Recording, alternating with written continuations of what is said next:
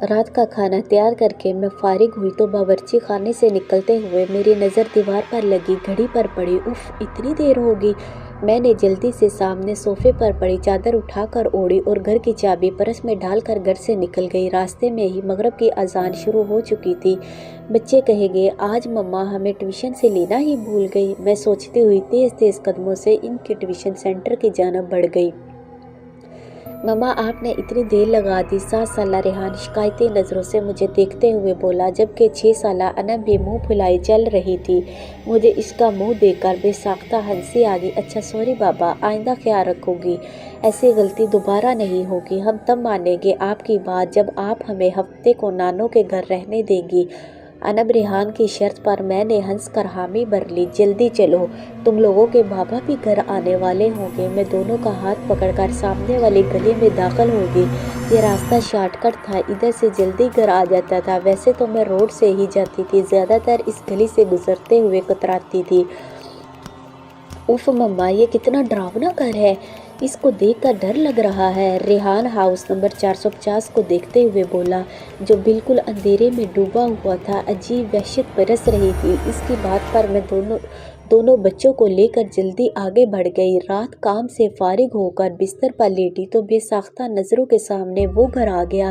اس گھر سے میرا ماضی جڑا ہوا تھا۔ میں آہستہ آہستہ اپنے بیتے ماضی کو سوچنے لگی۔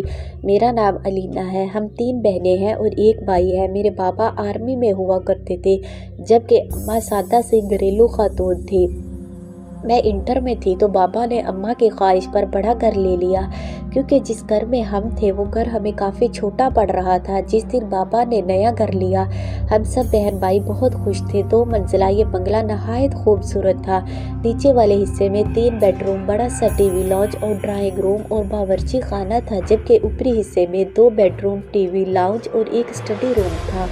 چھوٹا سا باغیچہ تھا جس میں نیم اور بیر کے درخت لگے تھے اور کارپوش اتنا تھا کہ ایک گاڑی کھڑی ہو جائے۔ میری بڑی بہن مہرین جو مجھ سے 2 سال بڑی تھی، اور پھر اس سے چھوٹی ثنا جو 1 سال بڑی تھی، پھر میں تھی اور سب سے چھوٹا ہمارا بھائی جو اس وقت 7ویں جماعت میں تھا۔ ہم تینوں بہنوں نے اوپر والے بیڈ روم لیے، جبکہ نیچے حارث اماں بابا کے ساتھ رہتا تھا۔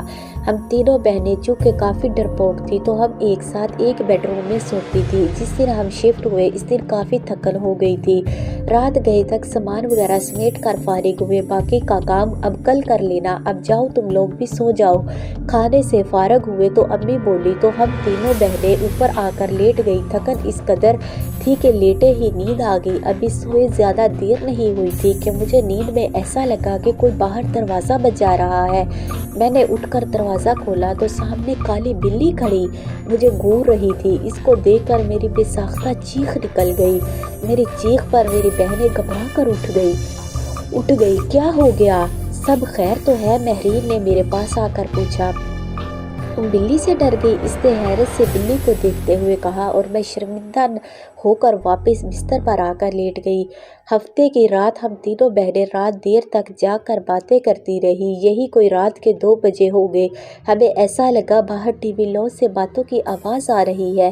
اس وقت کون ہو سکتا ہے؟ ہم بولتے ہوئے کمرے کا دروازہ کھول کر جیسے ہی باہر آئی تو ایسا معلوم ہوا جیسے یہ باتوں کی آواز باورچی خانے سے آ رہی تھی۔ باورچی خانے میں ہم نے جھانکا تو وہ کالی بلی سامنے کاؤنٹر پر بیٹھی نظر آئی۔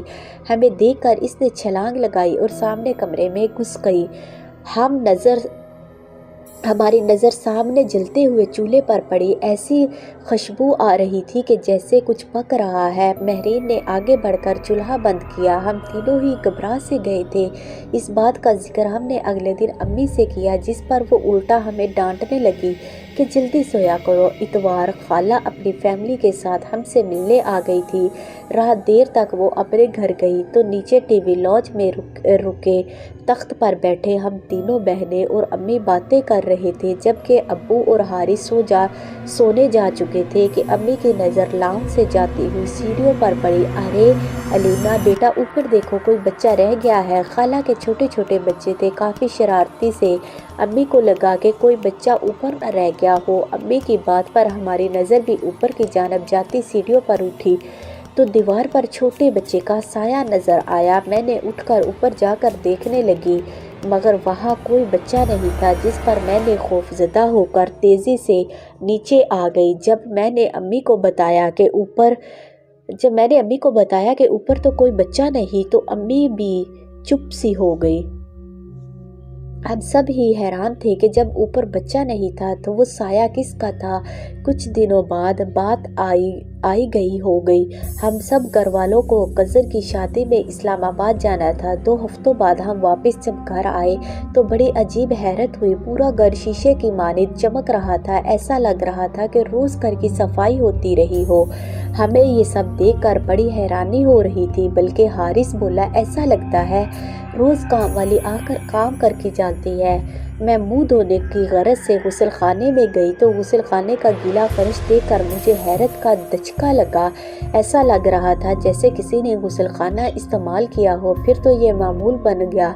घर के अफराद घर से बाहर होते तो गुसल खाना भी इस्तेमाल होता और बावर्ची खाने में भी रात गए कटर पटर की आवाज़ें आती। हम लोगों को वो काली बिल्ली मुस्तकबिल घर में घूमती हुई नजर आती। हम लोग अब आहिस्ता आहिस्ता इन बातों के जैसे आदी होते जा रहे थे। जब वो होलनाक वाक़या रोनुमा हुआ, जिसके बाद हमने फ़ौरन वो घर छोड़ दिया। रात के किसी पहर अम्मी की आंख खुली तो इन्हें महसूस हुआ कि छत पर कोई है। वो समझी हम बहनें सोने की बजाय गप्पों में मसरूफ़ हैं। वो दबे कदमों से छत पर आई। वहाँ गोल दायरे में 10-12 अजीब शक्ल वालों को बैठे देखा। वो मंजर इतना खौफनाक था कि अम्मी बेहोश हो गई। फजर की नमाज के लिए जब अब्बू उठे और अम्मी को कमरे में ना पाकर लाउंज में आए तो इन्हें सीढ़ियों पर अम्मी ऊंधे मुंह पड़ी नजर आई। होश में आने पर जब अम्मी ने रात वाला मंजर बताया तो अब्बू ने फ़ौरन फैसला कर लिया कि ये घर छोड़ देना मुनासिब है, इससे पहले कि कोई बड़ा नुकसान होता। हमने वो घर छोड़ दिया। आज इतने बरस गुजर जाने के बाद भी सोचो तो खौफ की सर्द लहर हमारे जिस्मों में दौड़ जाती है। इसको बिल्ली समझते रहे, दर हकीकत वो एक जिन था।